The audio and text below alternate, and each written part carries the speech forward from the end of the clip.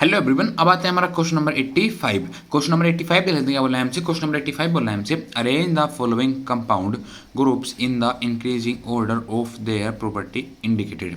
क्या बोला है क्वेश्चन हमसे। क्वेश्चन हमसे बोला देखो हमें यहाँ पर कुछ ये 3 कंपाउंड दिए हुए हैं, इन तीनों कंपाउंड को हमें यहाँ पर इंक्रीजिंग ऑर्डर में अरेंज करना है। ठीक है, किस ऑर्डर में अरेंज करना है हमें यहाँ पर ये बताना है। जो यहाँ पर कंपाउंड है किसका सबसे ज़्यादा यहाँ पर हमारा एसिडिक कैरेक्टर है, ठीक है, किसका कम यहाँ पर हमारा एसिडिक कैरेक्टर है। ठीक है, देखो हमें यहाँ पर 3 कंपाउंड दिए हुए हैं। कौन कौन से 3 कंपाउंड दिए हुए हैं देखो। एक कंपाउंड हमें यहाँ पर दिया हुआ है पैरानाइट्रोफिनोल। क्या दिया हुआ है, एक कंपाउंड हमें यहाँ पर दिया हुआ है पैरानाइट्रोफिनोल। ठीक है, एक कंपाउंड हमें यहाँ पर दिया हुआ है इथेनॉल, एक कंपाउंड हमें यहाँ पर दिया हुआ है इथेनॉल, और एक कंपाउंड हमें यहाँ पर दिया हुआ है फिनोल। क्या दिया हुआ है, फिनोल। इन तीनों कंपाउंड को कुछ हमें यहाँ पर ऐसे अरेंज करना है। सबसे पहले हमारा कंपाउंड वो कंपाउंड लिखना है जिसका हमारा सबसे ज़्यादा एसिडिक कैरेक्टर होगा। ठीक है, तो देखो उसने क्या बोला है, सबसे पहले उसने कंपाउंड दिया है पैरानाइट्रोफिनोल। पैरानाइट्रोफिनोल क्या होता है, देखो फिनोल, फिनोल का मतलब होता है हमारी बेंजीन की रिंग हो। जब बेंजीन की रिंग के ऊपर जब हमारा OH लग जाए उसको हम बोलते हैं फिनोल। पी का मतलब होता है पैरा। देखो ये होती है हमारी ऑर्थो पोजीशन, ये होती है हमारी मेटा पोजीशन, और ये होती है हमारी पैरा पोजीशन। पैरा मतलब पी पोजीशन होती है हमारे यहाँ पर ये। ठीक है, देखो पैरा, पैरा क्या लगा हुआ है, पैरा पर लगा हुआ है नाइट्रो। नाइट्रो का मतलब होता है NO2। पैरा पर लगा हुआ है हमारा नाइट्रो ग्रुप, तो यहाँ पर लगा हुआ है हमारा NO2 ग्रुप। ठीक है, उसने बोला इथेनॉल। एच, एच मतलब जब हमारे 2 कार्बन उसको हम बोलते हैं एच मतलब CH3CH2। ओल, ओल मतलब OH है। फिनोल, फ्यूल क्या होता है देखो हमारी, जब हमारी बेंजीन की रिंग है, जब बेंजीन की रिंग के ऊपर जब हमारा OH लग जाएगा उसको बोलेंगे हम फिनोल।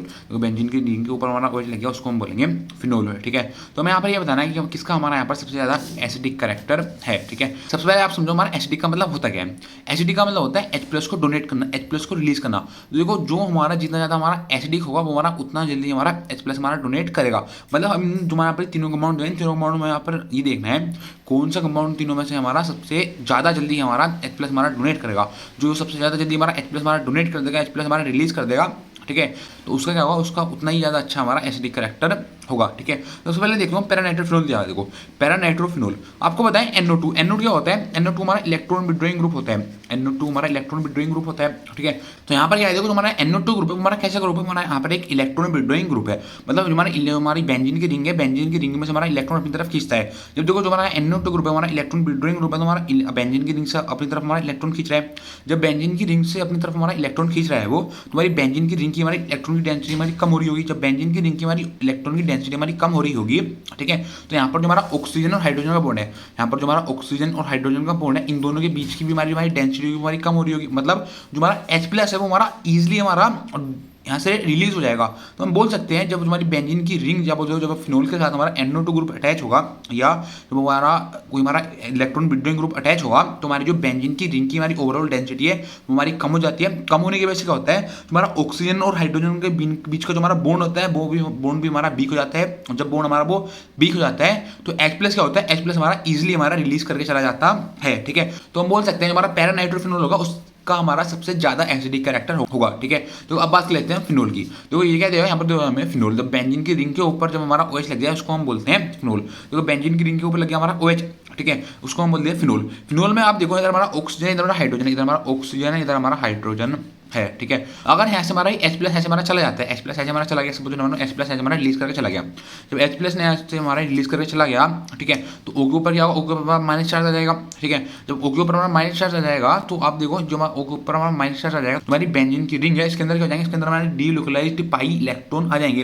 डीलोकलाइज्ड पाई इलेक्ट्रॉन का मतलब क्या होता है, डीलोकलाइज्ड पाई इलेक्ट्रॉन का मतलब होता है यहाँ पर हमारा रेजोनेंस आ जाएगा।